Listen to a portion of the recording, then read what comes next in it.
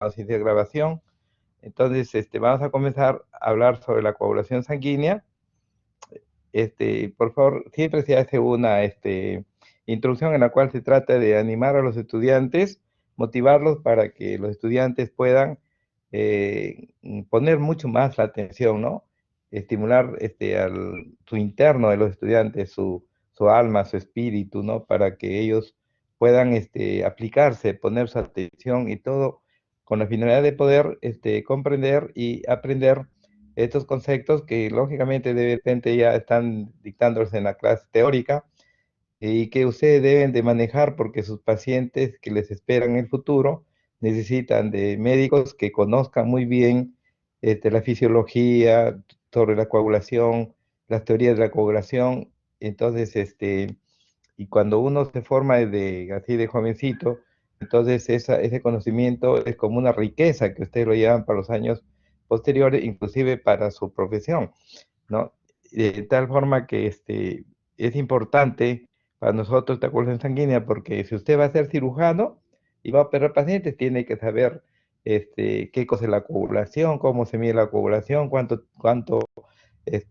son las variables de la coagulación, cuánto tiene de tiempo de protombina, cuánto tiempo tiene de tiempo de sangría.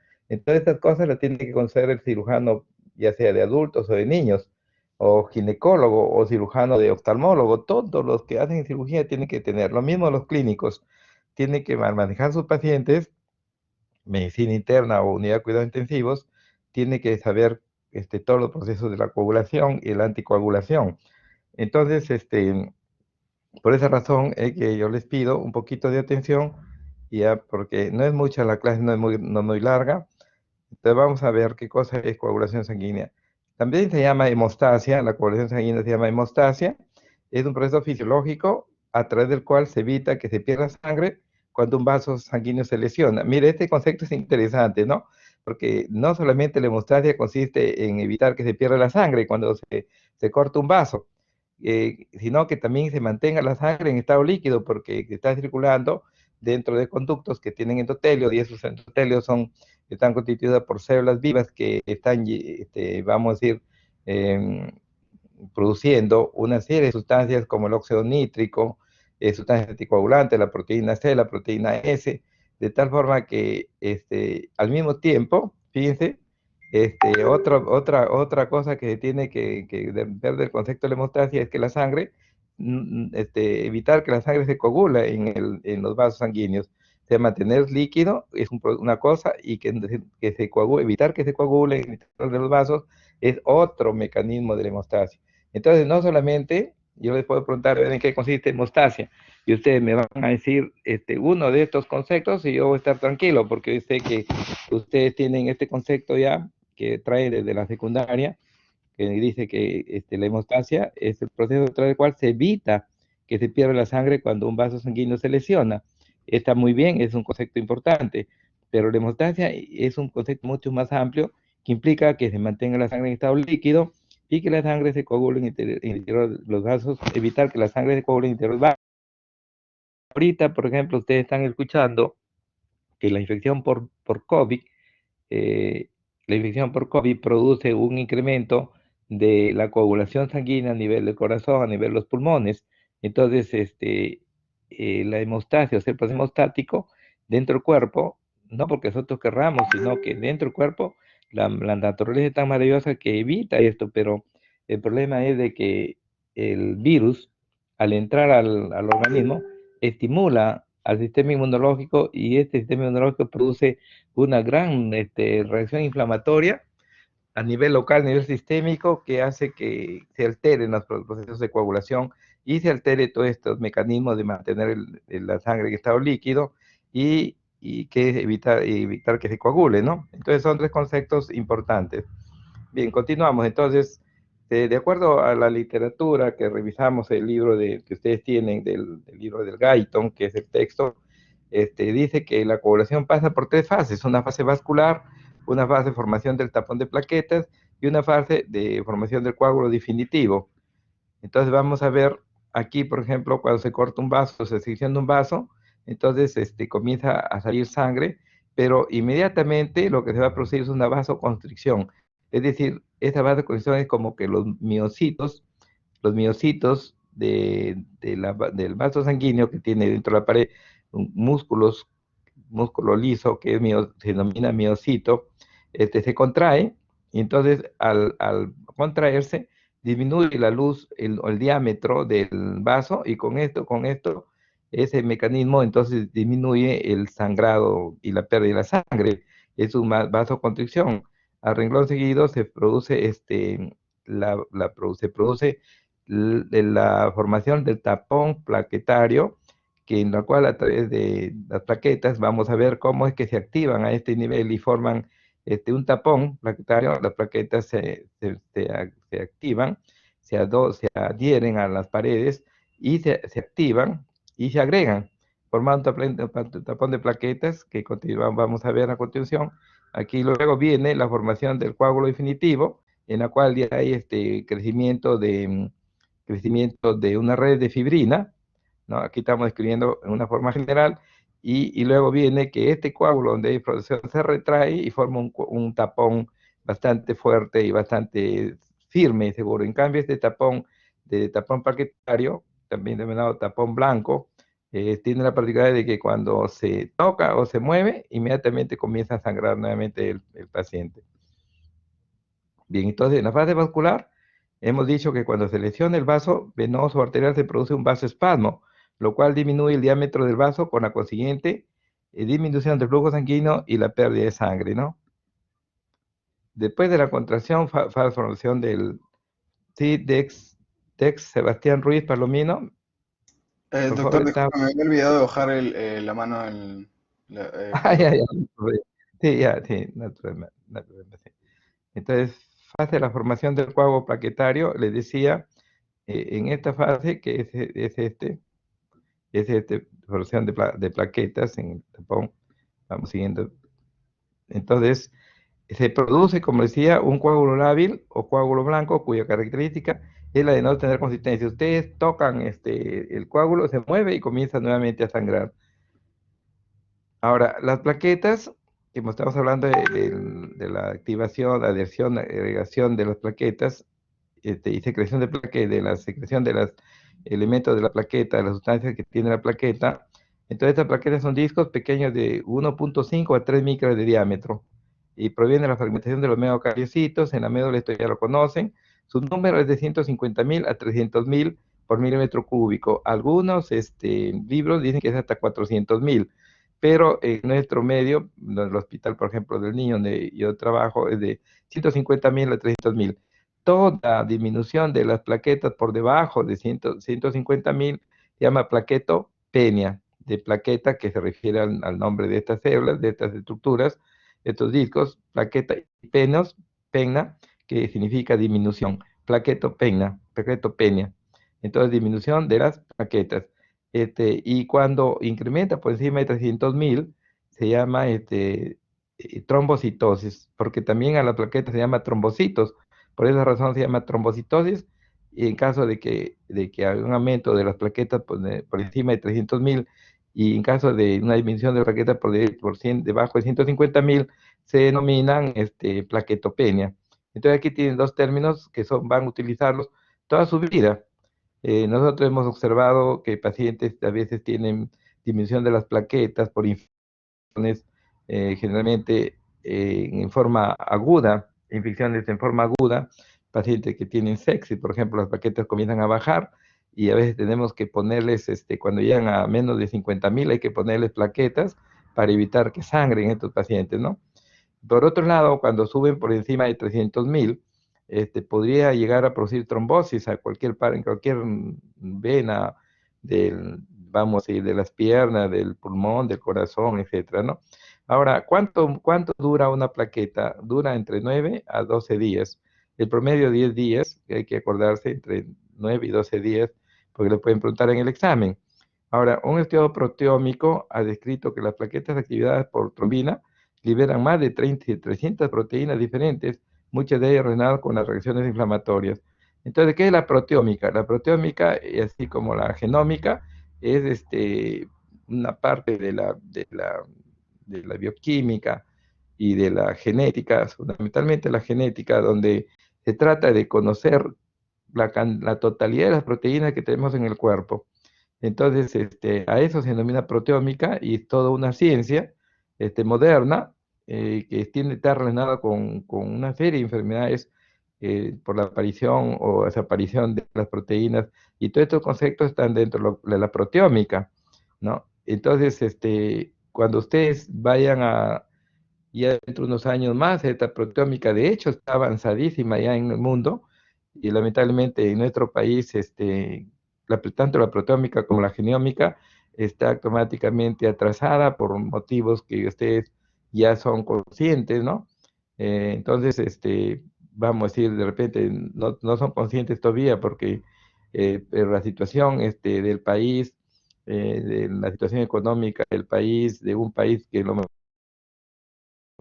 hace que no existan información científica de primera mano, revistas como por ejemplo Nature, ¿no? Las revistas como el Research, que son de revistas que vienen con todos los avances científicos, y que todos los peruanos que somos médicos de las distintas especialidades tenemos que tener todo este tipo de información para poder avanzar. Se dice, miren, y esto es un paréntesis, porque siempre hay que culturizar y los médicos tienen que ser personas cultas. Se dicen que la información científica es como el alimento para los especialistas. Así como usted no puede avanzar ni caminar si no se alimenta, tampoco se puede avanzar dentro del campo de la medicina si uno no tiene información verdadera, una información de primera, ¿no? De primera, es decir, de fuentes de serias, de fuentes que tienen sus investigadores y aceptan investigaciones con toda la rigidez y rigor científico. Entonces, eso es lo que necesitamos nosotros tener. Y en nuestro país, lamentablemente, es muy, muy difícil que los médicos por sí se inscriban a una revista, porque a veces las revistas son caras. Bueno, pero ya tienen un problema de la proteómica, un concepto, ¿no? Entonces fíjense que dice que las plaquetas producen más de 300 proteínas, o sea, que siendo unos discos tan pequeñitos, produzcan tal cantidad de proteína, ¿no? Esto es para cultura de ustedes. Bien, aquí tenemos una imagen de las plaquetas, donde tenemos que de las plaquetas tiene una serie de contenidos de gránulos que se llaman los gránulos densos, ¿no? Tienen también receptores para ADP, receptores para trombina, receptores para factor plaquetario, ¿no? Colágeno, tromboxano.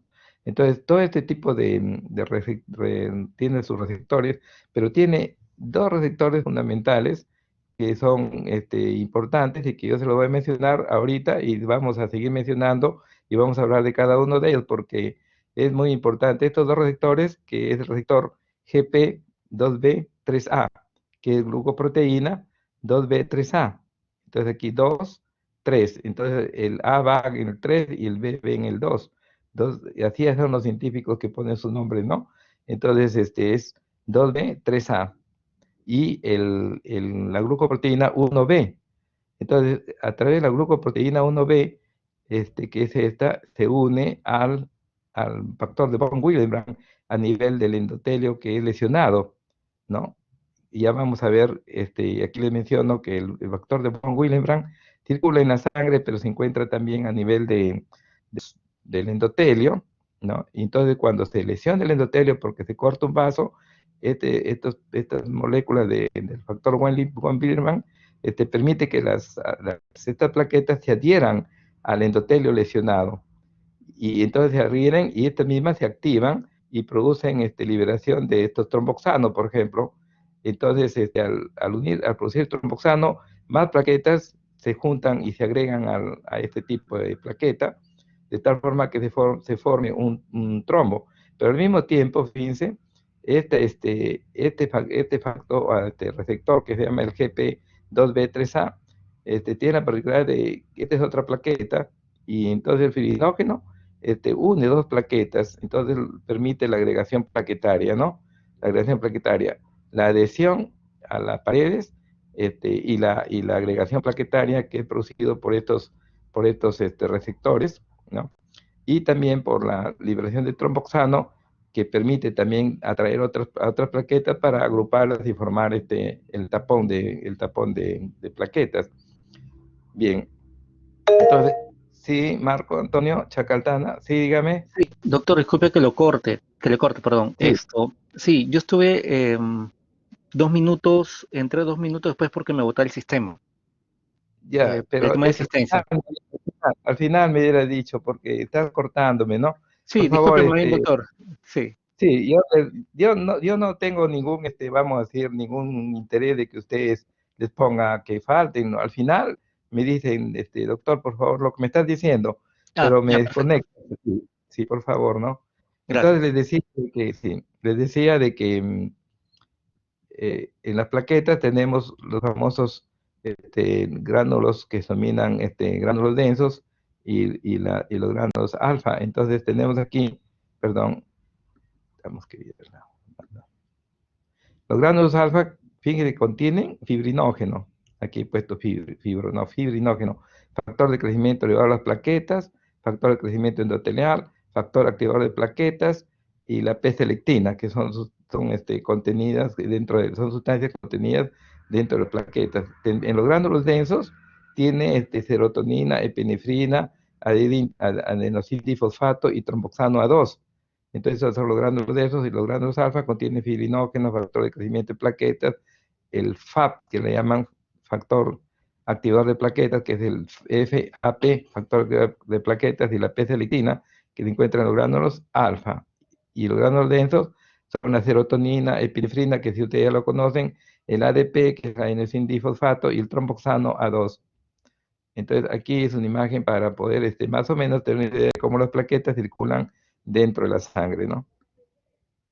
Ahora, hay un concepto que usted de repente, el profesor les ha dicho acerca de la hemostasia primaria, se inicia con la activación del endotelio y se describe en dos formas de activación.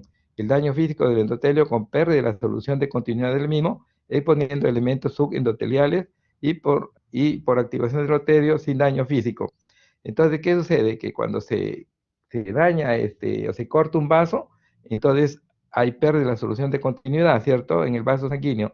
Al mismo tiempo hay exposición de fibras, de endoteliales, y sobre todo colágena, y esa colágena es la que permite también atraer a las plaquetas, inclusive las plaquetas tienen receptores de colágena. Entonces, en la hemostasia primaria, lo que se activa es el endotelio por daño físico o también sin daño físico del endotelio. En algunas circunstancias, el endotelio comienza a producir o dejar de producir sustancias anticoagulantes y lógicamente que se va a coagular determinadas vasos sanguíneos. Por ejemplo, algunas personas que tienen déficit de la proteína S o de la proteína C, que son proteínas anticoagulantes que se encuentran a nivel de los endotelios. Entonces, en algunos pacientes o se producen demasiado o no se producen y trae consigo una serie de alteraciones, ¿no? Que permiten la coagulación de la sangre a nivel de las extremidades distales de los dedos y comienza a necrosarse los dedos. Esa es una de las cosas que existen y se ven frecuentemente en nuestra sociedad, a nivel del campo del médico y que sale hacia la sociedad estas noticias. No sé, ustedes son muy jóvenes, pero hace unos 10 años atrás hubo una chica que era de repente algunos lo recuerdan porque algunos son muy curiosos y ya de los que van a estudiar medicina ya ponen atención a las cosas médicas de niños. Entonces, había una chica de la Amazonía, creo, sí, muy bonita la chica jovencita que tuvo una infección renal, una septicemia, y en la septicemia se le pusieron negros los dedos de las manos y de los pies, y fue una necrosis que tuvieron que amputarle las manos y los pies de esta niña. Entonces, fue un caso que vamos a ir, remitió a nuestra sociedad limeña porque consideraban que era vamos a decir, una culpa de los médicos, pero no, ustedes que ya poco a poco están entrando en este campo, se van a dar cuenta de que si en esta chica su sistema no produce estas proteínas S y proteínas, como decía C, entonces lógicamente que son anticoagulantes, lógicamente que se va a coagular la sangre. Pero ¿quién tiene la culpa ahí? Tiene la culpa el médico. A veces hay médicos que están tratando a los pacientes y que son urólogos y no saben qué es la proteína S ni la proteína C. Entonces, por eso es importante que ustedes, desde estudiantes, pongan atención a este tipo de conceptos que estamos dando, ¿no? Vamos entonces, hemostasia primaria se caracteriza principalmente por la agregación plaquetaria e interacción de los componentes tisulares, las proteínas plasmáticas y los receptores. Después de presentarse el daño vascular, las plaquetas inician una serie de reacciones. Hay rodamiento de las plaquetas, adhesión, secreción, dependiente de elementos renados, al actividad endotelial como son la colágena, el factor de von Willebrand, la P-selectina, la selectina E y las integrinas. Entonces, cuando se dañan los vasos, entonces aparecen esta colágena, el factor de von Willebrand y otras proteínas como la proteína selectina P, selectina E e integrinas, ¿no? Vamos entonces viendo, esta hemostasia primaria, la plaqueta sufre cambios morfológicos, como el aumento de su superficie, expone receptores, y previo a la etapa de secreción se genera más unión, una unión más estable con el endotelio mediado por integrinas. En la etapa de secreción, la plaqueta libera tromboxano, A2, ADP, calcio y serotonina, contenido en los gránulos, y se inicia la agregación y reclutamiento de la mayor número de plaquetas, además de la contracción del músculo de los vasos sanguíneos. Entonces, es importante en esta hemostasia primaria porque es donde interviene fundamentalmente las plaquetas, ¿no? En su fase de adhesión a la colágena, al factor de von Willebrand, al, al fibrinógeno, de tal forma que luego viene la agregación entre las plaquetas formando grumos, ¿no? Una sobre otra, y la activación al mismo tiempo que secretan tromboxano. El tromboxano A2, como les decía, favorece la atracción de más plaquetas para agregarse, ¿no? Sobre ellas. Entonces, otro producto de los gránulos es la fibronectina, esta proteína, la cual se secreta después de la estimulación plaquetaria por la trombina o el colágeno. Aunque no se conoce con claridad su función, se sabe que facilita la unión entre las plaquetas y diversas proteínas, la fibronectina. Entonces, yo no le voy a preguntar esto porque en una clase ustedes lo escuchan y es difícil, salvo que tengan una memoria pues prodigiosa para acordarse de lo que está, ¿no? Pero sí estoy tratando de que ustedes vean de que uno de los aspectos fundamentales de la hemostasia primaria son las plaquetas que se adhieren, que se agregan y que se activan produciendo una serie de sustancias que permiten la atracción más plaquetas para formar esos del trombo plaquetario, ¿no? Ahora, la trombospondina es una proteína parecida a la lectina y constituye al 20-30% de las secreciones plaquetarias. Después de su activación interactúa con el fibrinógeno y se une a los receptores de la membrana de las plaquetas para efectuar la estabilización de la agresión plaquetaria. Es decir, que la trombospodina como que le da fortaleza a las plaquetas para que se estén pegadas unas a otras, ¿no? Una plaqueta se deposita sobre otra y otra sobre otra, es decir, va formando un grumo, pero la trombospodina es como que le da cierta fuerza, esa proteína, a las plaquetas para que estén pegadas unas a otras formando el tapón plaquetario. Ahora, la injuria del vaso sanguíneo produce denudación y las plaquetas se adhieren a las fibras de colágeno expuestas. Esto es mediado por el factor de von Willebrand, el cual es formado por células endoteliales y circula en el plasma acompañado del factor 8. Miren, ¿no? Aquí van conociendo los factores, un factor 8 y el factor de von Willebrand. Bien, entonces aquí en esta diapositiva, aquí tenemos las células endoteliales, una representación del endotelio, y cuando se lesiona el endotelio, tenemos aquí una serie de estructuras, por ejemplo, estructura verde, que corresponde al factor tisular. Aquí tenemos el colágeno, que está representado por como tirabuzón, y luego tenemos el factor de von Willebrand, que está representado por este sistema rojo, ¿no? Por este conito rojo. Entonces, si ustedes ven, ustedes ya hacen una inferencia de que si se produce esta lesión quedan estas proteínas sobre la superficie.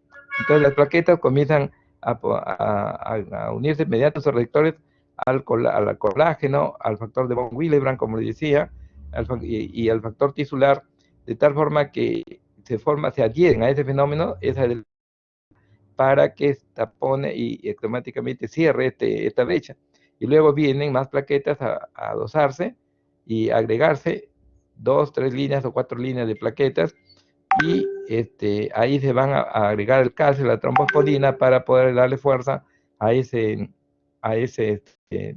trombo de plaquetas que se está produciendo. Entonces, y ahorita les voy a comentar sobre estos dos receptores de adhesión, que son los famosos glucoproteínas 1B, y la glucoproteína 1B, no, 1X, y la glucoproteína B, denominada también el GP1B, 1X5, ¿no? Que es el receptor de unión de la superficie plaquetaria al subendotelio mediante el factor de von Willebrand. Entonces, ya hemos visto que el von Willebrand se encuentra aquí, el von Willebrand, ¿no? En esta parte de la estructura del endotelio lesionado. Entonces, la plaqueta se va a unir mediante este receptor, que es el GP1B, al von Willebrand. ¿De acuerdo? Entonces, lo que sí quiero que ustedes recuerden es el que GP1B, 1XB, se une al von Willebrand, ¿no? A este von Willebrand y a la trombina. Entonces, GPB, como dice, es el más importante de los receptores implicados en la adhesión. Y por lo tanto, y yo pienso que en el examen les van a preguntar sobre esto, ¿cuál es el receptor más importante implicado en la adhesión? Porque adhesión, no en lesión, como en la adhesión plaquetaria, ¿de acuerdo? Entonces, el receptor que se une justamente con este receptor von Willebrand es el receptor llamado GP1B1X5. Entonces, eso sí quisiera que ustedes, con su memoria fotográfica, lo recuerden, ¿ya? Entonces, ese es muy importante, ese receptor, como le dije al inicio, ¿ya? Y este factor de von Willebrand se hiera a lugares específicos en la superficie de las plaquetas. Uno de estos receptores se llama la glicoproteína 1B1X, que es el GP1B1X5. Las personas que padecen el síndrome, fíjense, el síndrome de Werner-Solier es un síndrome, por eso que le estoy resaltando este receptor, ¿de acuerdo? Este receptor, es el receptor, cuando este receptor no existe, entonces se produce el síndrome de Werner-Solier.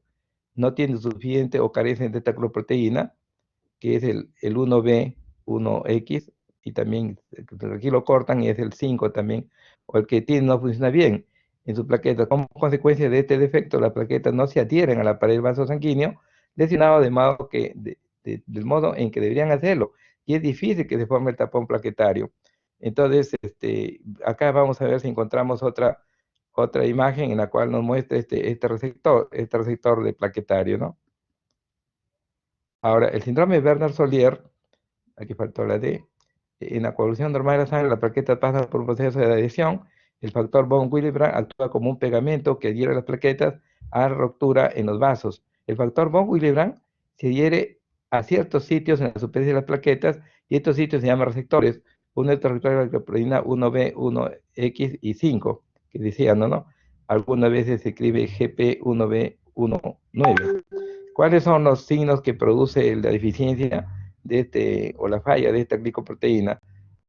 Susceptibilidad, producen moretones, de las personas se golpean, producen moretones, presenta sangrado por la nariz o por las encías, y en las mujeres sangrado menstrual abundante con hemorragia renal con el parto, sangrado excesivo después de una operación o lesión. Imagínense que una persona, una mujer va a dar luz, y entonces tiene su parto por vía vaginal, y de repente comienza a tener una hemorragia, y entonces ustedes son los que están como internos, viene el residente de tercer año, el residente segundo, y si ustedes no saben que de repente es un problema de este tipo, la paciente se muere, ¿no? El paciente muere. Sí, Pedro Mariano Abad, ¿sí? ¿Qué pasó? Sí, Doctor, tengo una consulta. Y si en este caso, por ende, eh, si bien es cierto, la mujer puede tener un sangrado excesivo, pero controlamos el problema, que pos el Si no se escucha bien, sangrado, ¿usted cree que pueda sufrir lo que es un tipo de anemia? claro, puede morirse Doctor, inclusive. ¿me escucha? Sí, la paciente puede morirse por anemia aguda. ¿De acuerdo? Por eso es de que una persona, vamos a decir, una embarazada, una mujer embarazada, tiene que ser sometida y, como dije, testeada de testeada, este, desde en lo más, vamos a decir, desde el punto de vista de su coagulación, a tal punto que no quede ninguna brecha del conocimiento, sobre estas personas, ¿no?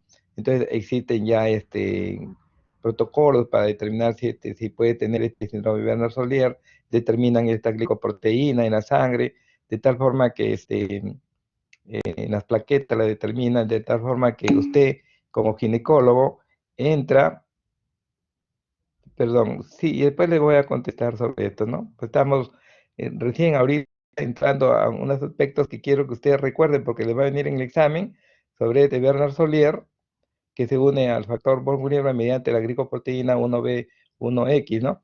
Entonces, y produce sangrado, de tal forma que le decía que si ustedes no lo estudian a la paciente, lógicamente que se va a morir. Ustedes le pueden poner sangre, pero la paciente no deja de sangrar y hay que ponerle, el tratamiento de esta glicoproteína. Entonces, claro que son situaciones escasísimas, pues son enfermedades, raras, ¿no? De tal forma, pero que, estando estudiando plaquetas, tenemos que mencionarlas para que ustedes vean la importancia del conocimiento, porque si nosotros les hablamos de las plaquetas y no las explicamos, no se estimula, vamos, la comprensión y el ánimo y el deseo de aprender en los estudiantes. Entonces, sangrado excesivo después de una operación o lesión también se presenta por este síndrome, ¿no? Ahora, existe un receptor que es el receptor, GP2B3A, que le decía, al momento en que ponía la imagen de la plaqueta, expone un sitio de fijación que actúa con proteínas adhesivas, en especial con fibrinógeno.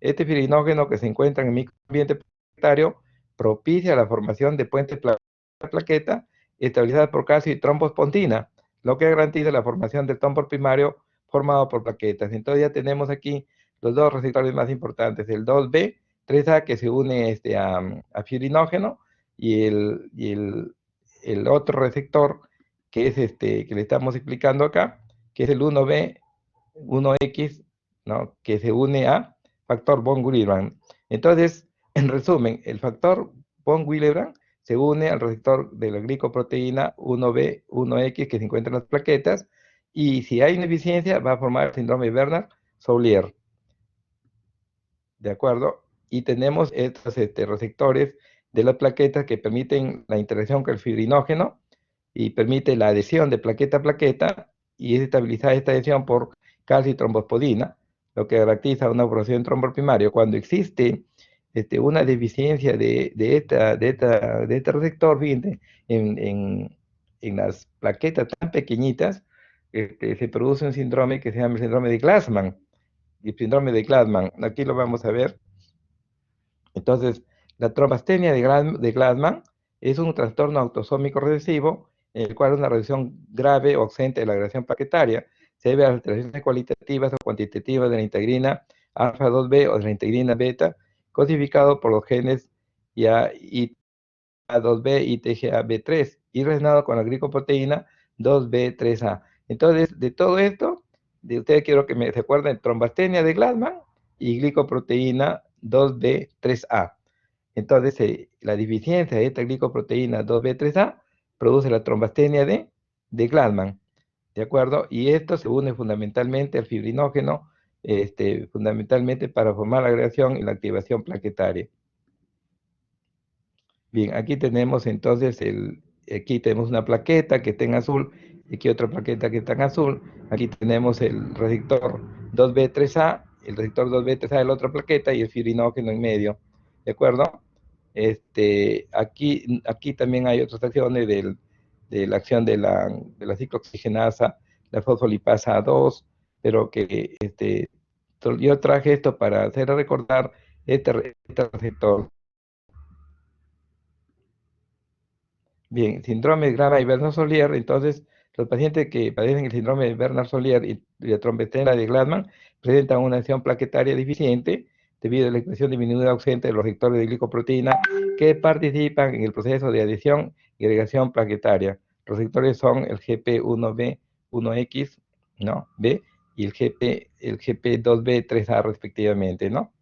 ¿De acuerdo? Este es el síndrome de Gladman y el otro síndrome de Bernard-Solier.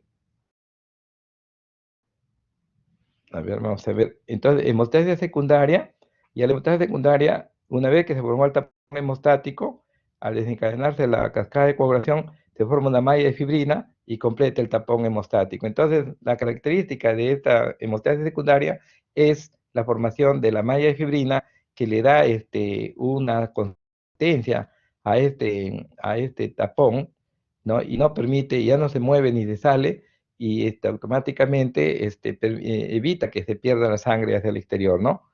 ¿De acuerdo? A eso se llama hemostasia secundaria. Entonces, esta hemostasia secundaria está fundamentalmente dada por la formación del coágulo definitivo. El establecimiento del coágulo definitivo interviene una serie de factores que encuentran en los tejidos y en la sangre. Estos factores son, y todos los factores que intervienen en la hemostasia secundaria. Tenemos del factor 1 al factor 13, ¿ya? Y estos factores que son el factor tisular, la precalicreína, el cininógeno de alto peso molecular, pero yo no quiero que ustedes tampoco se van a aprender, vamos a decir, todos los nombres de esto. Lo único que quisiera que se aprenda el factor 1, 2, 5, 6, factor 7, factor 8, factor 9, factor 10, 11, 12 y 13. ¿De acuerdo? Entonces, ahora cada uno de estos tiene el factor 1 es fibrinógeno, el factor 2 es protrombina, el factor 5 es procelerina, el factor 8, por ejemplo, el factor antimofílico A, el factor 9 es el factor antimofílico B, de la hemofilia B. Con eso, compañía me está hablando acerca de la hemofilia, y aquí estamos ya mencionando que un déficit del factor 8, entonces produce la hemofilia de tipo A, y un déficit del factor 9 produce la hemofilia de tipo B, se llama factor antimofílico B. Entonces tenemos del 1, 2, 5, 6, 7, 8, 9, 10, 11, 12 y 13. Son diversos factores, de tal forma que estos factores de acuerdo a la teoría de la cascada de la coagulación, entonces se van activando en dos fases, en dos especies de caminos.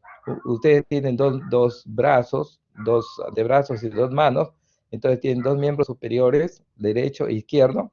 Entonces, la mano derecha la vamos a llamar como vía extrínseca y la mano izquierda como vía intrínseca. Pero la vía intrínseca está porque estos factores se encuentran dentro de la sangre, y hay una vía extrínseca que está dada por el factor tisular y el factor 7, ¿no? Entonces se van a activar estos factores y a través de la vía extrínseca, y el resto en la vía intrínseca, como vamos a ver, entonces en la siguiente vía de la coagulación. Entonces la coagulación, es decir, la formación del coágulo definitivo, está dado por dos vías, la vía intrínseca y la vía extrínseca. Entonces la vía intrínseca inicia la coagulación.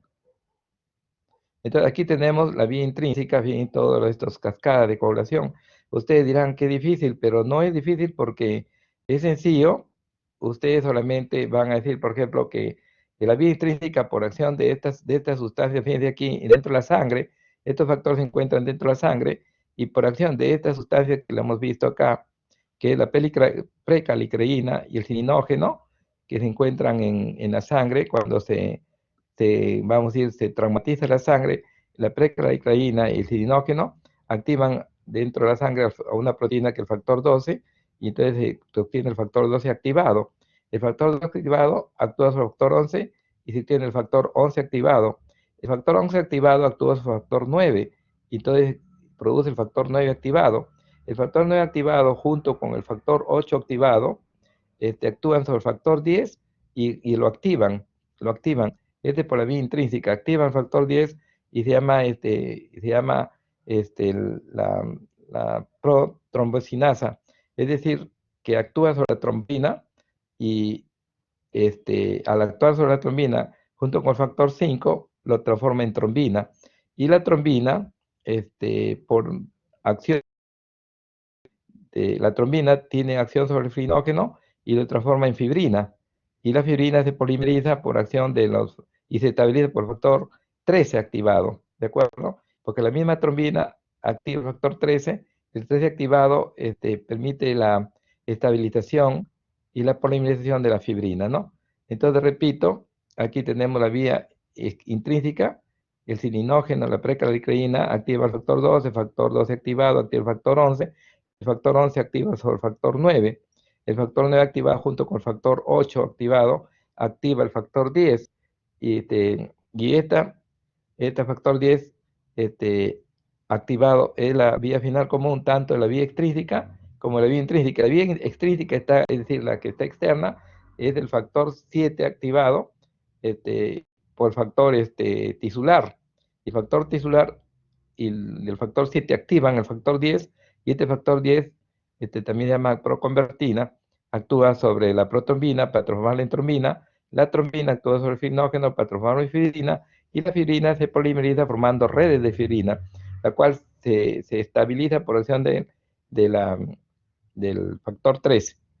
Entonces, viendo de la parte externa hacia del aplicar, tendríamos que la vía extrínseca, cuando se lesiona un tejido, se lesiona el vaso sanguíneo, entonces el factor tisular activa el factor 7, el factor 7 activado activa al factor 10 que se encuentra circulando en la sangre, el factor 10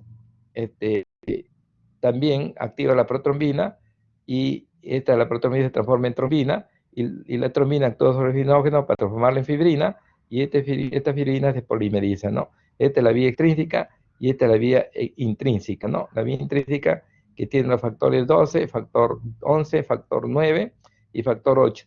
Entonces, si aquí existe un déficit del factor 8, entonces el factor 9 tiene que actuar junto con el factor 8 para estimular al factor 10, a fin de que el factor 10 actúe sobre la protrombina y esta protrombina actúe transformándose en trombina.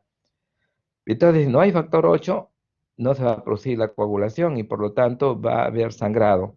Entonces, este es el factor que tiene que ver con la enfermedad que se denomina hemofilia,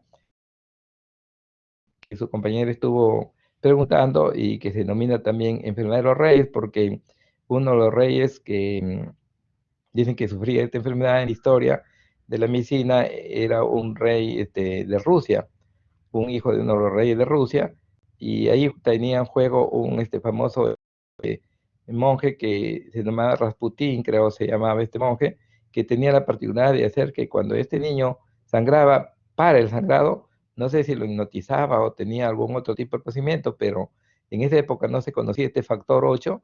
Actualmente, ya la persona que tiene este déficit factor 8, se le pone el factor 8 que viene pues ya cristalizado y fabricado por bioingeniería, y el paciente deja de sangrar.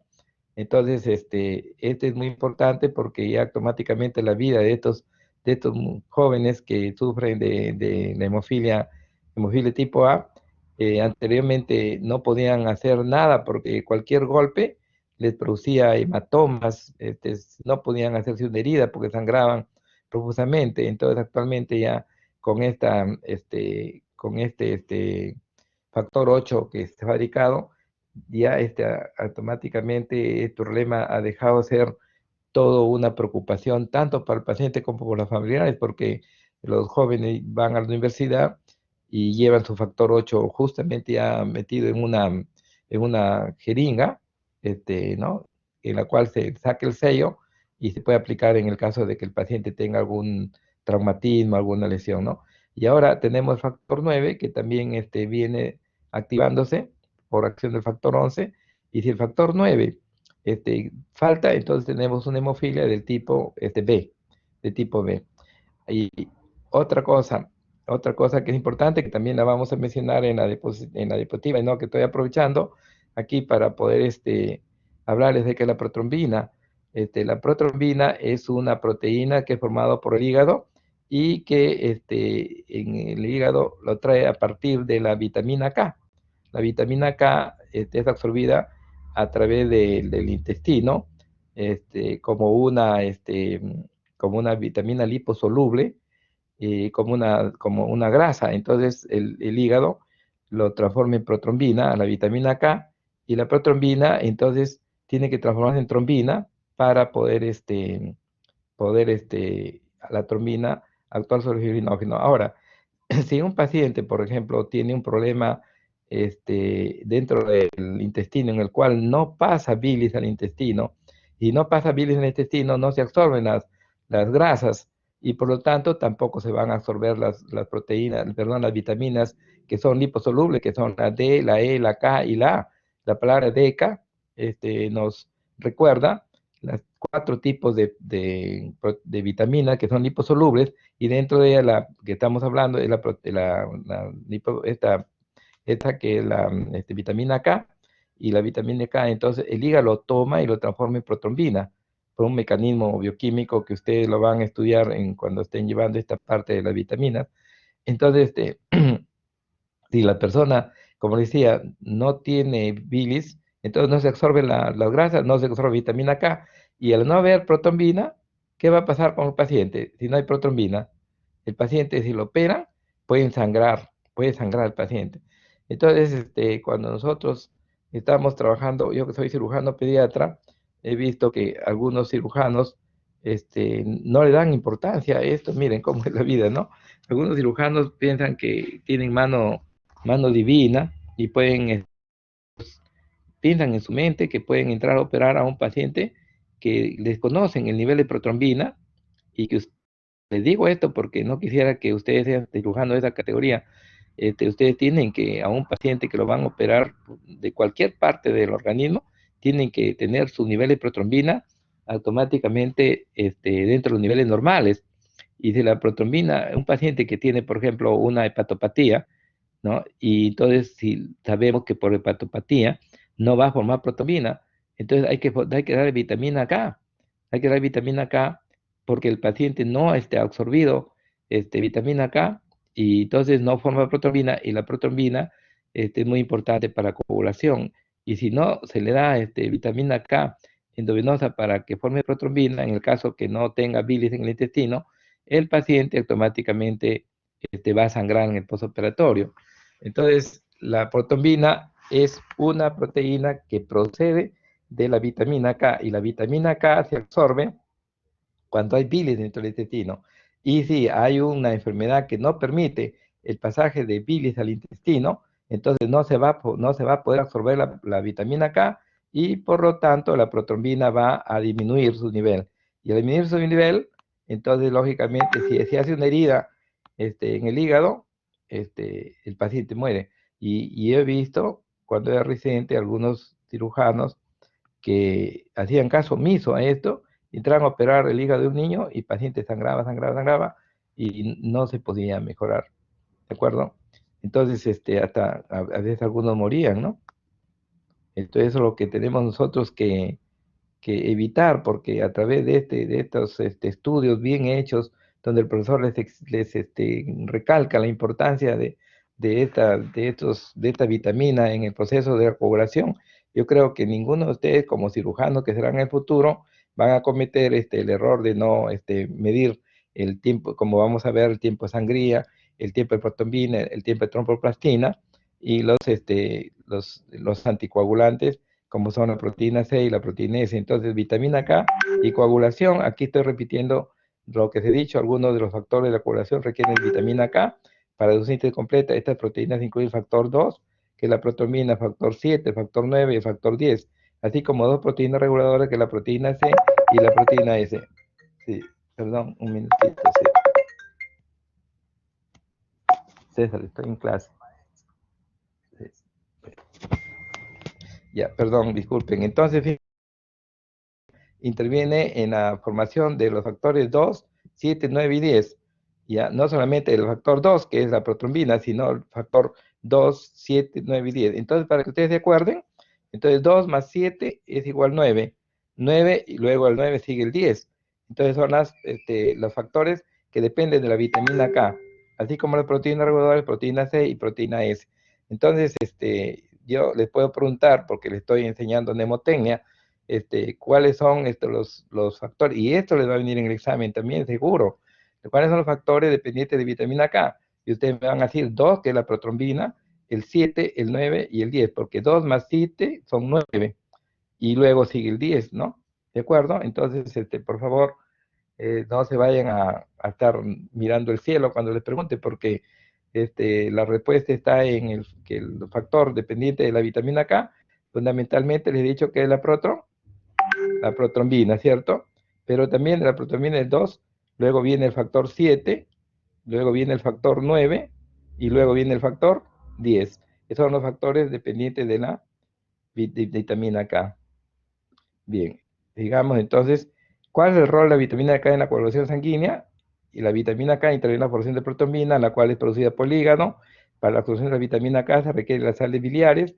La vitamina K es de gran valor en la corrección de una coagulación anormal de la sangre debido a hipoprotombinemia como resultado de una ictericia obstructiva por un cálculo colédoco. Entonces aquí solamente resaltaba concluir que ustedes saben que el hígado tiene un conjunto de conductos biliares que se van uniendo y forman los conductos biliares externos, ¿no? Que son hepático derecho, hepático izquierdo, común hepático, el hepático común, luego se une con el cístico y forma el colédoco, el cual entra al duodeno, y toda la bilis que se produce en el hígado es vertida hacia el duodeno a través de la ampolla de Vater, ¿cierto?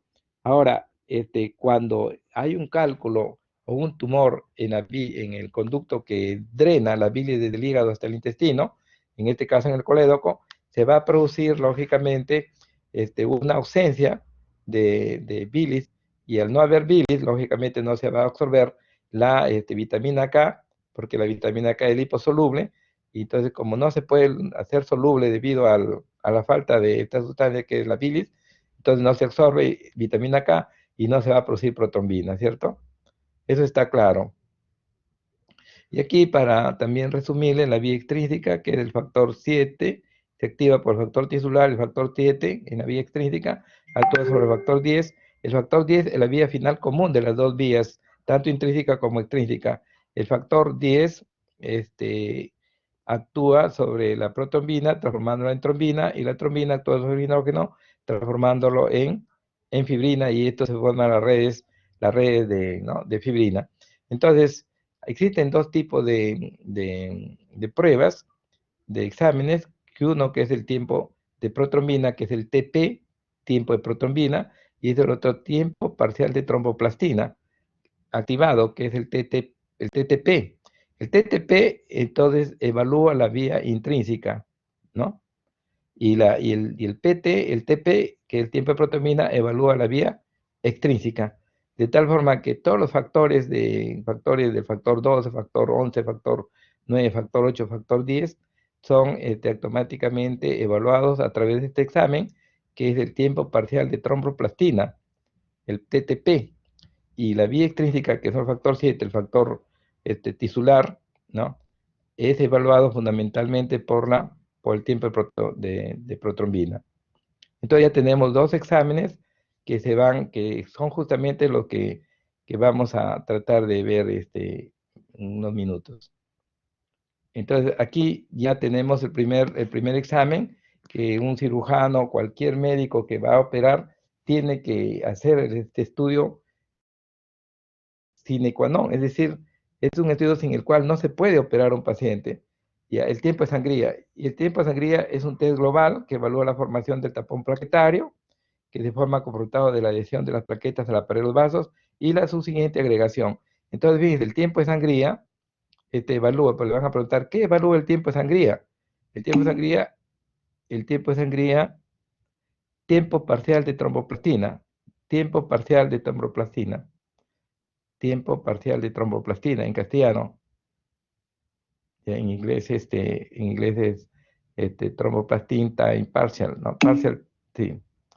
Sí, tiempo parcial de tromboplastina. Entonces, el TP es tiempo de protombina y el TTP es el tiempo parcial de tromboplastina, o también llama tiempo parcial de tromboplastina activado, porque se le pone una A. Bien, entonces la sangría le van a decir, por ejemplo, le pregunta el profesor, cualquier profesor en el examen puede preguntar, ¿qué evalúa el tiempo de sangría?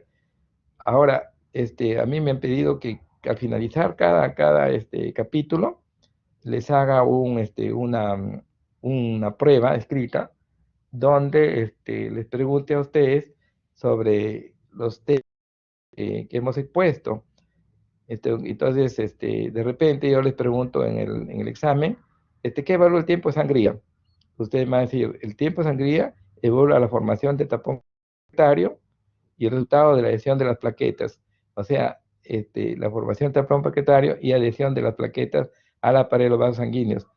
Y mide el tiempo en que tarda en detener la hemorragia provocada por la injuria de los vasos pequeños. Entonces, esto consiste en hacer un pequeño incisión en el lóbulo de la oreja, previo y limpieza con alcohol, y su compañero con un guante, como lo vamos a ver, se hace una incisión a través de una lancetilla, y se comienza a tomar el tiempo, el momento que sale la primera gota de sangre, y se comienza con un papel secante, a secar esa gotita, y entonces va manchando, y resulta que el tiempo de sangría es de 1 a 6 minutos. Vamos a ver. Entonces, rol de factores 8 y 9. Aquí les hago un poquito de incidencia sobre el factor. El de factor 8 produce sangrados persistentes, este es conocido como el tipo hemofilia tipo A, y el déficit factor 9 produce el tipo hemofilia tipo B. Ya eso sí. Prueba para valorar la coagulación de la sangre, tenemos el tiempo de sangría, el tiempo de coagulación, el tiempo de protombina y el tiempo de tromboplastina, el tiempo de tromboplastina, tiempo parcial de tromboplastina, ¿no? Entonces son 4: tiempo de sangría, tiempo de coagulación, tiempo de protombina y tiempo de tromboplastina. El tiempo de sangría, ya le estaba conversando, que consiste en hacer vamos entonces a mejor a ver el tiempo de sangría. El T depende de la función plaquetaria, el del adecuado número de plaquetas, funcionalmente dictata, de la presencia de proteínas plasmáticas adhesivas que permiten la adhesión de las plaquetas a la pared vascular injuriada y a la agregación plaquetaria y la integridad de la matriz de la pared vascular. Entonces, todos son los factores que influyen en el tiempo de sangría. Entonces, un tiempo de sangrado prolongado requiere futuros análisis y sugiere un desorden de la hemostasia primaria que puede ser adquirido, hereditario o inducido por drogas. Por ejemplo, si una persona toma ácido acetil salicílico, aún tomando 80 miligramos por día, lógicamente altera su tiempo de sangría, ¿no? Porque evita la coagulación, entonces se prolonga el tiempo de sangría. Entonces, la prolongación del tiempo de sangría con un recuento de plaquetas normal indica la presencia del síndrome de von Willebrand, o una difusión plaquetaria, o una fibrogenemia severa, y un tiempo de sangrado normal no es un defecto en la hemostasia primaria. Entonces, si nosotros hacemos una incisión y encontramos sangrado normal, no quiere decir que no pueda tener ninguno de estos problemas. Entonces, pero sí nos dice que el paciente asociado a los otros análisis, el paciente tiene su función plaquetaria normal. Entonces, el factor von Willebrand, cuando se tiene niveles bajos de esta proteína, o esta no funciona como debería, las células sanguíneas pequeñas, las plaquetas, no pueden adherirse ni normalmente a las paredes de los vasos, y al producir una lesión. Esto interfiere con el proceso de coagulación y a veces causa sangrado incontrolable. Entonces, el sangrado excesivo de von Willebrand produce un sangrado excesivo por una lesión después de una cirugía o trabajo dental, hemorragias nasales que no se detienen en 10 minutos, sangrado menstrual abundante prolongado, sangre en orina o en las heces y tendencia a la formación de moretones o moretones abultados. Ahora, nosotros medimos el tiempo de sangría mediante 2 métodos. El método de IBI, que los vamos a hablar aquí, cuyo valor es normal de 1 a 5 minutos, este método de IBI, y se realiza una incisión profunda de 1 milímetro de profundidad en la cara interna del antebrazo del paciente. Previamente, con un esfigmomanómetro, se produce una presión de 40 milímetros de mercurio. Se pone en marcha el cronómetro y durante este tiempo se absorbe la sangre cada 30 segundos con un papel absorbente sin tocar el lugar de la incisión. Y esto para a los 5 minutos. Este método de IBI se hace con con el alumno, con 2 alumnos, o pueden estar 3 alumnos. Entonces, perdón, este método de IBI consiste en colocarle el manguito de la toma de presión del manómetro, sí, del esfingomanómetro, se le coloca ese en el antebrazo, en el brazo, y luego se lleva a la presión más o menos a una presión de 40 milímetros, se infla el manguito a 40 milímetros, luego se limpia el antebrazo, la cara entre el antebrazo, con alcohol, puede ser alcohol yodado o alcohol puro, y un alumno con guantes y informe estéril le hace una incisión de 1 milímetro, en la cara interna del antebrazo del paciente, y luego aparece la primera gotita de sangre, y luego con un papel secante va secando, o absorbiendo la sangre sin tocar la lesión, suavemente nomás, ¿no? Entonces, después de unos 5 minutos, el paciente deja de sangrar. Ese método se llama sangría con método de IBI. Luego tenemos el método de Duque, el método de Duke, nosotros decimos Duque o método de Duke. Se efectúa la prueba en el lóbulo de la oreja, tras hacer una punción con una lanceta desechable, mientras que el método de IBI se realiza en el antebrazo, el cual se irá sometido a presión. Este método de Duke es mucho más fácil y mucho más, como dicen ustedes, fresh, mucho más sencillo que el otro.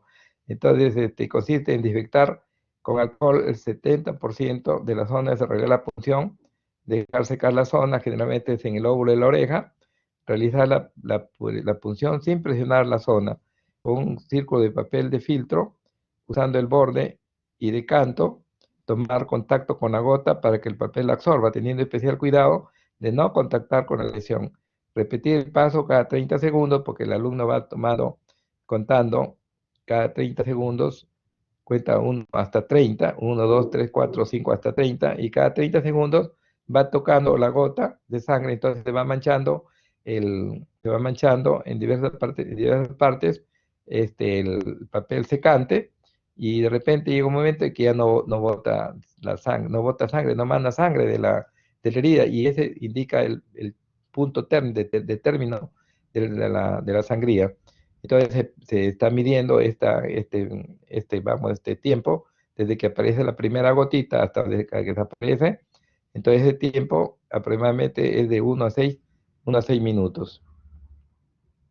Aquí tenemos una señora en el cual se le va a hacer este método en el lóbulo de la oreja. Aquí se ha limpiado ya el lóbulo de la oreja. A ver, aquí ya se le hizo su incisión. Aquí está, ¿ve? No sé si ustedes agudizan un poquito, hacen un esfuerzo, encuentran aquí ya un puntito que está sangrando, y con un secante, ustedes van poniendo un punto, otro punto, y lo van secando, y de repente, en un tiempo récord, de repente, vamos a hacer, puede ser un minuto, o 2 minutos, o 3 minutos, de repente, para el sangrado. Y es el tiempo de. Ahora, tiempo de coagulación. Y hemos dicho que existe el tiempo de sangría y el tiempo de coagulación.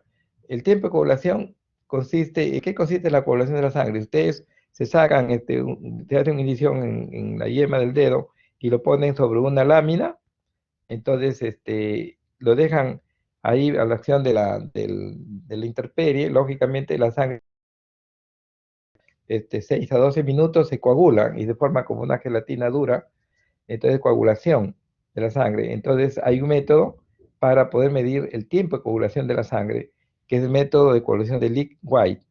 Entonces, el procedimiento se obtiene mediante una punción venosa lograda de primera intención, 4.5 mililitros de sangre. Desconectar la aguja y vaciar rápidamente 1 mililitro de sangre, cada uno en 4 tubos previamente colocados en una gradía a 37 grados centígrados. Poner en marcha el cronómetro, añadir la sangre al primer tubo. Al llegar al cuarto tubo, no deben haber transcurrido más de 5 segundos entre el primero y el cuarto tubo. Inclinar el primer tubo cada 30 segundos por la misma cara hasta que la sangre coagule, o sea, hasta que la sangre deje de escurrir por la pared del tubo, porque se inclina el tubo, como lo vamos a ver, unos 30 o 40 grados. Entonces, cuando uno inclina y la sangre está líquida, la sangre se va al lado inclinado. Entonces, por eso hay que inclinar el primer tubo cada 30 segundos por la misma cara hasta que la sangre coagule o sea que la sangre deje de escurrir por la pared del tubo. Cuando deje de escurrir, entonces significa que ya se coaguló y ahí está corriendo el cronómetro. Inmediatamente comenzar a inclinar el segundo tubo hasta que coagule, luego el tercero y luego el cuarto. Tomar como tiempo de coagulación el valor obtenido en el cuarto tubo. Entonces, el valor de referencia de 37 grados centígrados es de 7 a 15 minutos a temperatura de 11 a 19 minutos. Normalmente el libro del Guyton dice de 6 a 12. En esta referencia le encontré como 7 a 15, pero es más fácil que ustedes se acuerden de 6 a 12 porque el tiempo de sangría es de 1 a 6 y el tiempo de coagulación es de 6 a 12. Entonces, el tiempo que tarda el proceso está en relación al sistema de procoagulantes e inhibidores fisiológicos o adquiridos que influyen en la formación de dicho coágulo. El tiempo de coagulación in vitro puede ser que sobre una lámina, reflejará mejor la eficacia del sistema, el sistema, ¿no? En vivo, cuanto menos se modifique o manipule esta sangre, contacto con el vidrio, etcétera, por ejemplo, ¿no?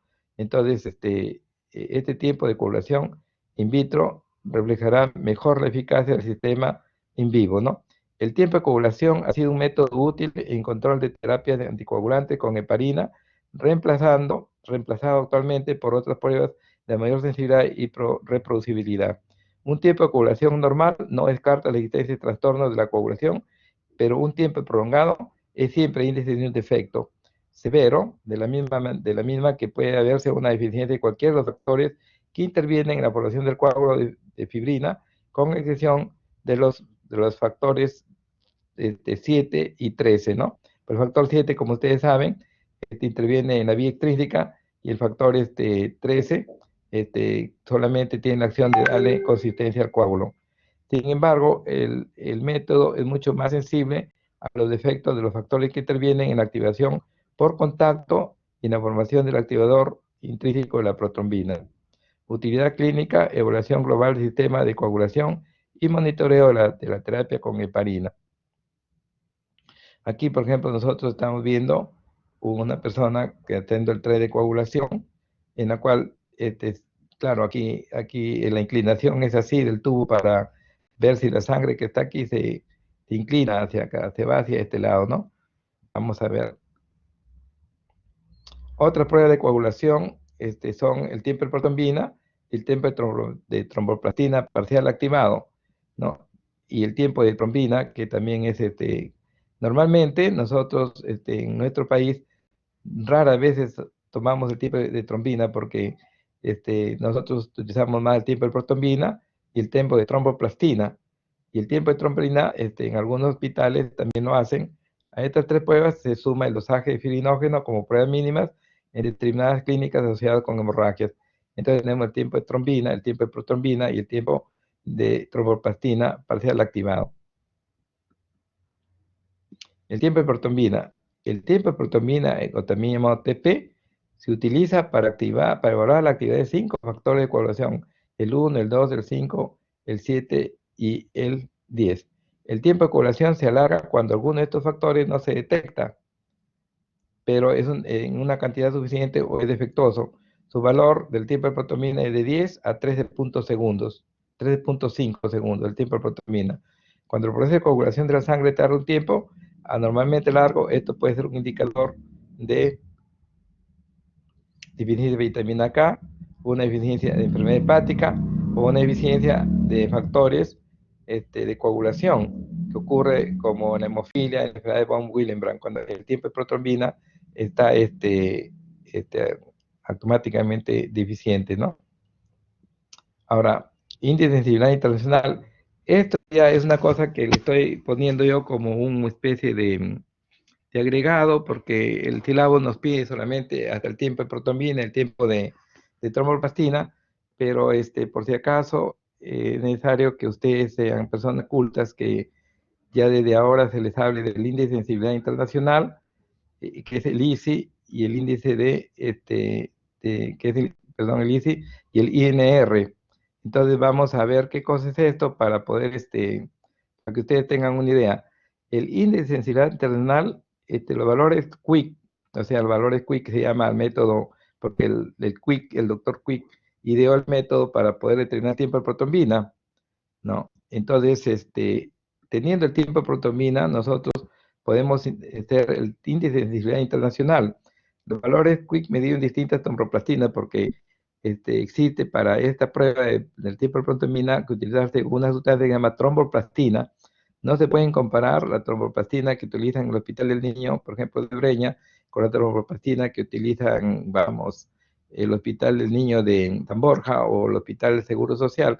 Entonces, no se pueden comparar directamente unos con otros, ya que, por ejemplo, puede que difiera la sensibilidad a los factores de coagulación, es decir, que las tromboplastinas sean diferentes, tengan, ¿no?, mayor concentración, etcétera, ¿no? Para hacer que los tiempos de coagulación fueran los más comparables. Entonces, la OMS aprobó en 1983 una tromboplatina estándar de referencia. Entonces, entonces, el valor obtenido se conoce como índice de sensibilidad internacional y esto permite conocer las distintas sensibilidades de las tromboplastinas y se utiliza para calcular el INR, se llama el índice ratios internacional, ¿no? El OMS recomienda que si el ICE sea inferior a 1.7, sea inferior a 1.7, en muchos países se prefiere bajo de 1, el ICI, ¿no? Índice de sensibilidad. Entonces, pero acá en el Perú se utiliza el INR. Entonces, cuando ustedes están viendo, dicen el INR, entonces este se llama ratio, ratio internacional índice, normalizado, ¿no? Normalizado, índice internacional normalizado, índice internacional normalizado, se calcula a partir del tiempo de trombina, que es el TP que se puede calcular, y se utiliza para verificar que los tratamientos anticoagulantes son eficaces para prevenir la formación de coágulos. Generalmente, pacientes que toman anticoagulantes como la cumarina o la heparina o otras sustancias, pues tienen que hacerse este índice para ver si están dentro del límite normal. El INR es un método de estandarización cuyo objetivo es reducir diferencias entre reactivos de tromboplastina mediante un proceso de calibración en el que todas las tromboplastinas comerciales se comparan con una preparación internacional PRI que ha sido conservada por la OMS. Entonces, el cálculo es índice en rate internacional, ¿no? Del índice internacional. Entonces, es el paciente, el tiempo de protrombina del paciente sobre el tiempo de protrombina de 20 pacientes, la mitad, o sea, el medio. Vamos a decir, se saca el tiempo de protrombina de 20 pacientes y estos 20 pacientes se les saca más o menos el promedio. Entonces, este se multiplica por el ISI, que es el índice de sensibilidad internacional.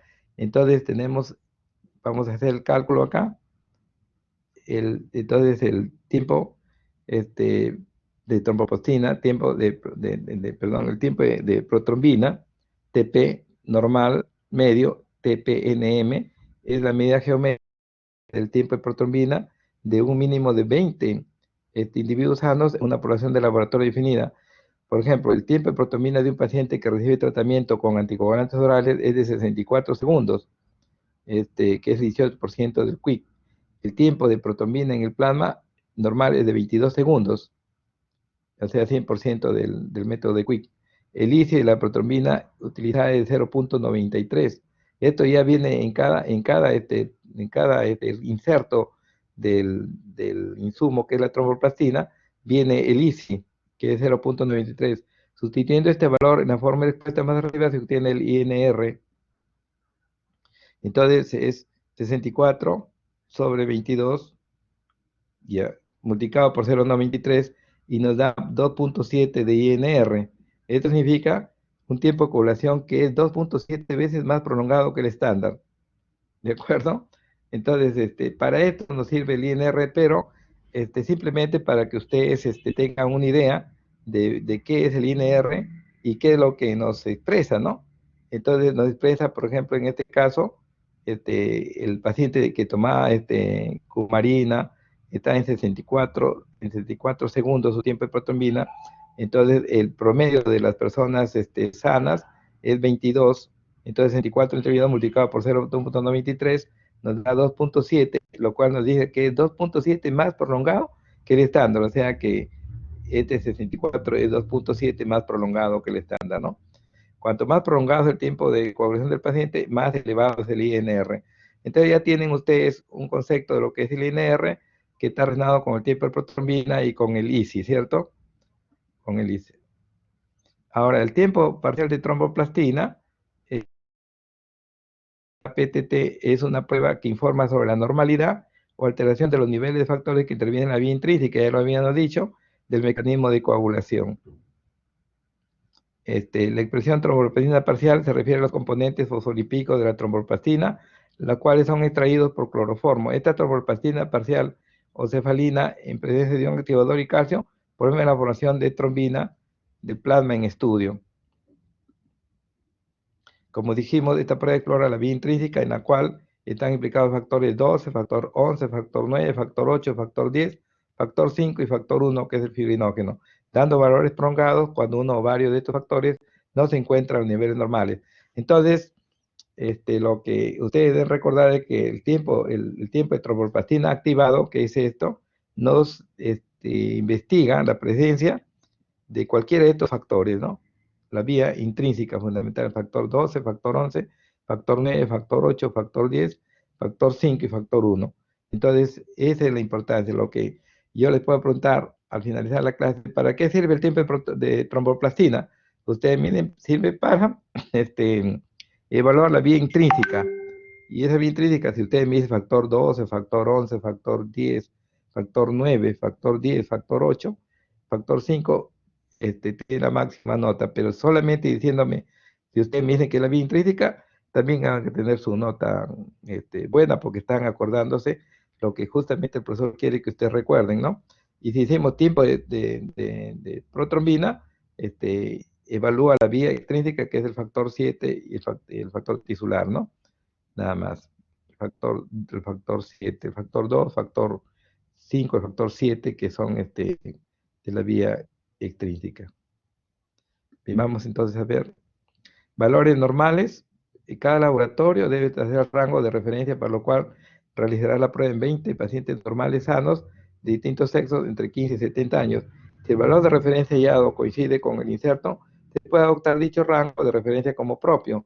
En general, la coagulación puede ocurrir entre 25 a 35 segundos, o sea que es el valor del tiempo de protrombina de tromboplastina activado, de 25 a 35 segundos, ¿no? ¿De acuerdo? El otro era de 12 a 13.5. Si la persona está tomando anticoagulantes, la coagulación tarda hasta 2,5 veces más. Los rangos de los valores normales pueden variar ligeramente en diferentes laboratorios. Muy bien. Entonces, hasta aquí la exposición del día de hoy. Y vamos a hacer algunas preguntas que son fáciles para ustedes. Pregunta la semana pasada, y para ponerle su nota, porque cada día ustedes van aprobando este curso a medida que van ustedes contestando adecuadamente ¿no? Bien, vamos entonces a preguntarle a su compañero, a ver, Abad. Sí, Abad, doctor. ¿Se me ya, escucha? dígame qué. Sí, lo escucho, sí, perfecto. Dígame, ¿qué cosa es hemostasia?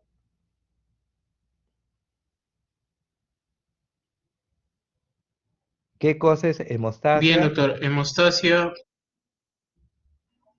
Sí, la hemostasia, si bien es cierto, es un proceso fisiológico mediante el cual hace que pierda sangre en, en un vaso que está lesionado.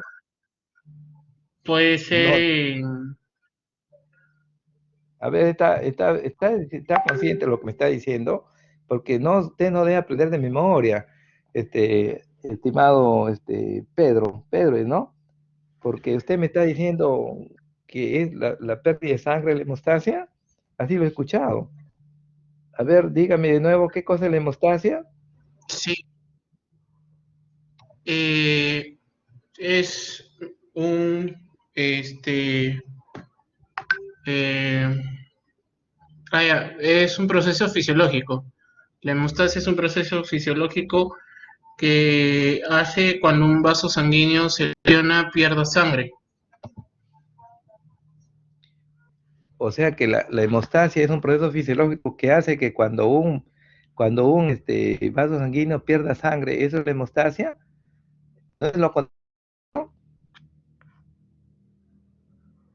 De lo que quiero es que usted comprenda, Sí, ¿no? Por doctor, ejemplo, creo que se ha cortado el dedo cuando era niño, o ya a usted que ahora es joven, de repente se ha hecho una heridita en su dedo o en cualquier parte de su cuerpo, y comenzaba a sangrar, pero de ahí se ha formado un taponcito, un coágulo ahí, y, y dejó de me sangrar. estoy equivocando, doctor.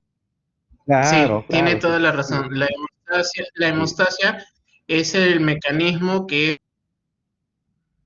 ya, perfecto.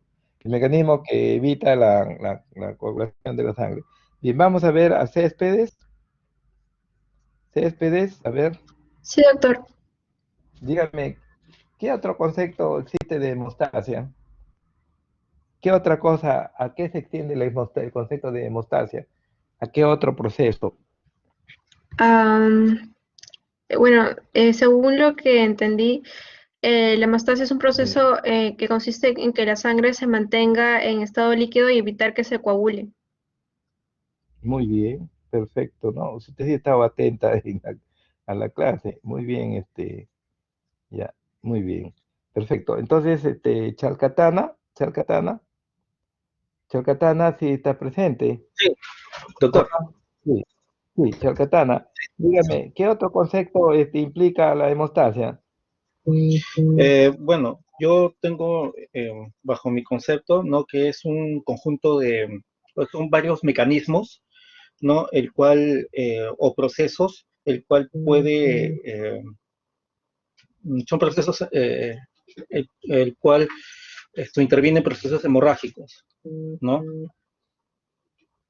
No me está diciendo nada. Sí, la hemostasia son mecanismos el cual puede tener un proceso hemorrágico. ¿Puede tener o Detener, detener? no, Detener, detener. detener. Así es. Bueno, pero ya eso lo había dicho su compañero Abad, su compañera Céspedes, muy bien, habló sobre otro concepto que era un concepto ampliado de la hemostasia. Bueno, Entonces, sí, también evita la pérdida de sangre, ¿no?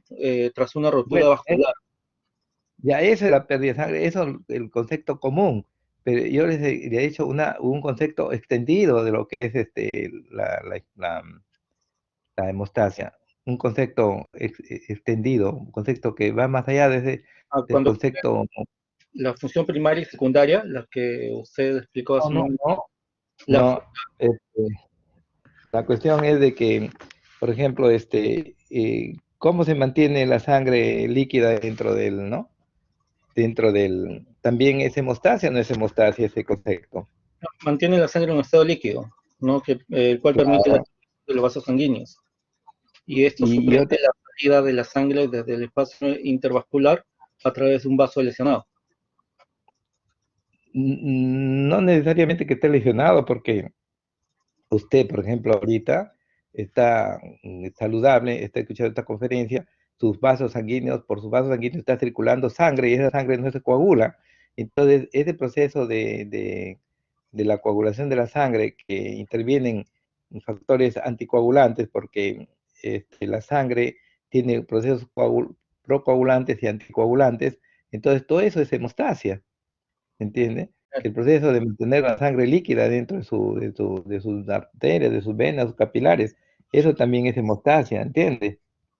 El que Sí, no se coagule la sangre es hemostasia, ¿no? Porque se coagula la sangre, entonces por eso que decía que el concepto de simplemente decir que es un mecanismo por lo cual se evita la pérdida de sangre, es un concepto, vamos a decir, cierto, pero es muy limitado ese concepto, porque deja afuera los conceptos por ejemplo, de anticoagulación, ¿no?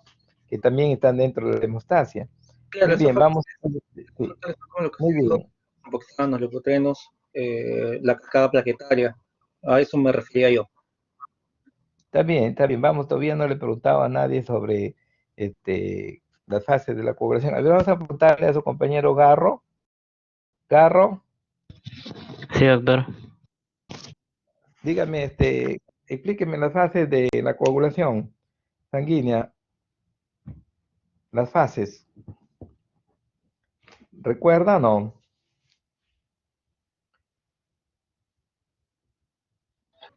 Sí, doctor, son cuatro fases: fase vascular, la fase donde Ujú. intervienen las plaquetas, luego donde intervienen los factores de coagulación para formar un coágulo para la redundancia, y después el retiro de este coágulo cuando ya el vaso sanguíneo está ya reparado. Ya, pero entonces, la primera fase, ¿cuál es? La primera fase de la coagulación, ¿cuál es? La fase vascular, doctor, cuando el vaso se lesiona y se comienza a perder sangre, disminuye el flujo. ¿Por qué mecanismo disminuye el flujo? ¿Qué es lo que pasa con el vaso sanguíneo? Un vasoespasmo, vasoespasmo. No, pues vasoconstricción, ¿cierto?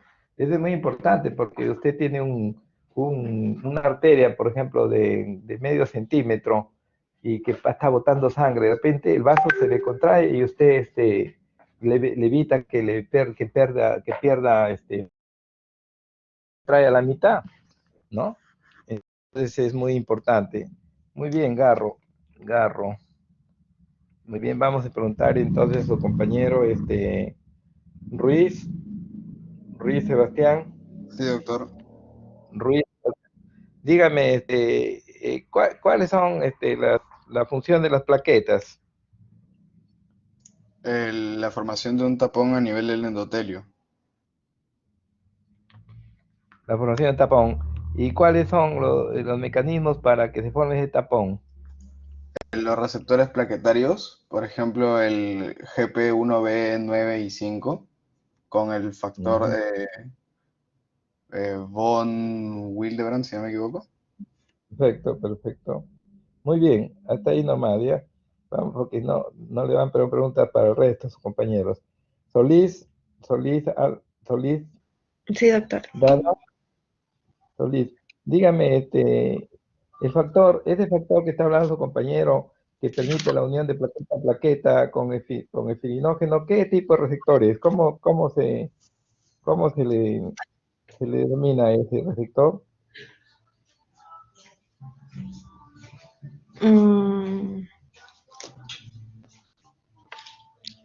el glucoproteína 1B195. No, eso es lo que tú, eso compañero, le estoy diciendo, mire, a ver, usted tiene que escuchar bien para poder recordar. Hay un receptor que nomás les he hablado de dos receptores, nada más para no confundirlos. Un receptor que se une con el filinógeno y con el filinógeno se une.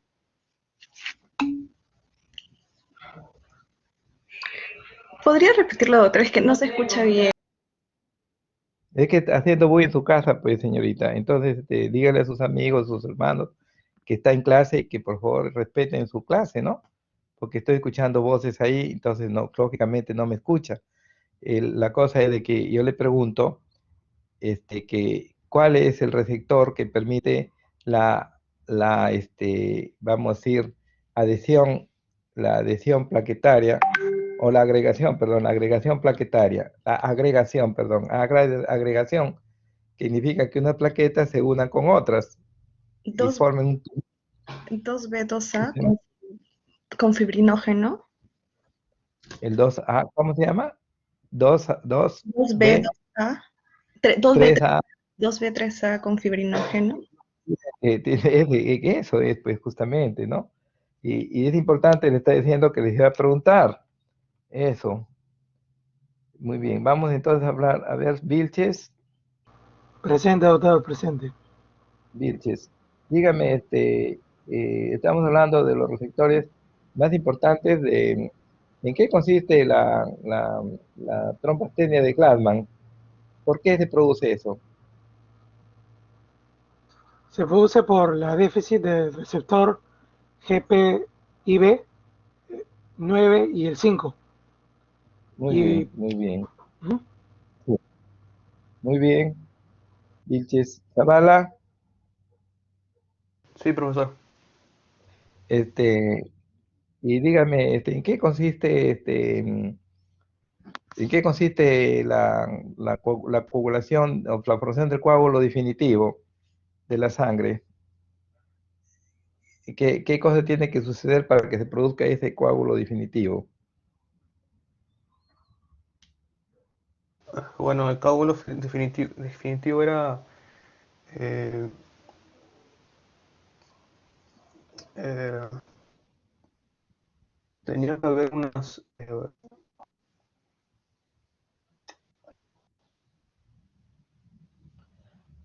mm, ¿Tiene que haber formación de fibrina o no?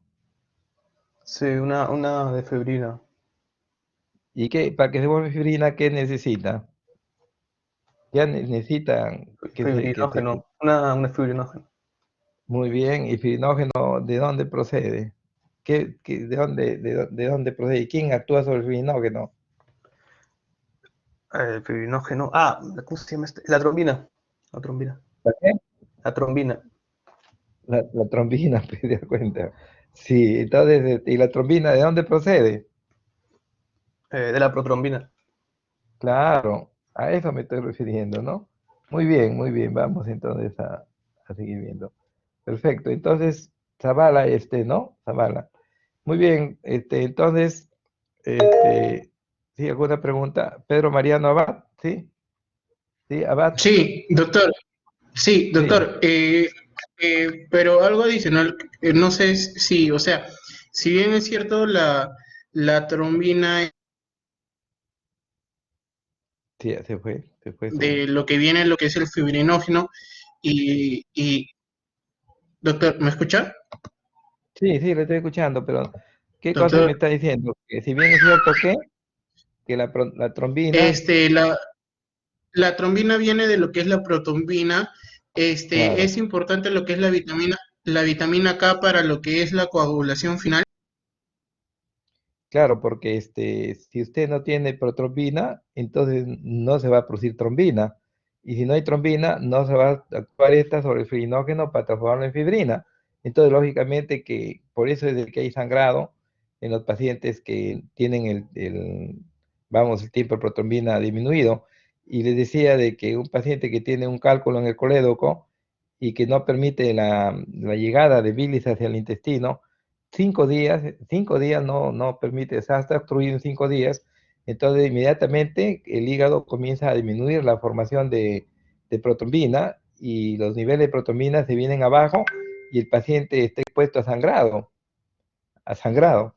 Entonces, es muy importante la vitamina K, sí, muy bien, la vitamina K, sí, y eso seguro que les va a venir en el examen, ¿ah? Por favor, tengan bastante presente lo que les estaba diciendo, porque estoy plenamente seguro que les va a venir una pregunta de esa, porque es aplicativo, es aplicado, entonces la fisiología tiene que estar aplicada a los casos prácticos, y yo estoy bien plenamente convencido que les va a venir en el examen.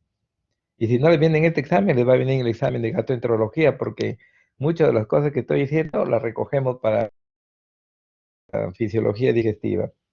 ¿De acuerdo? Muy bien, jóvenes. Entonces, con ustedes estaremos la próxima. Sí, Marisol Céspedes. Marisol Céspedes, ¿quiere opinar? Sí, doctor. Sí, doctor, disculpe. Dígame. ¿Podría Sí. repetir, por favor? Usted dijo algo de que iba a haber como una preguntas escritas, algo así.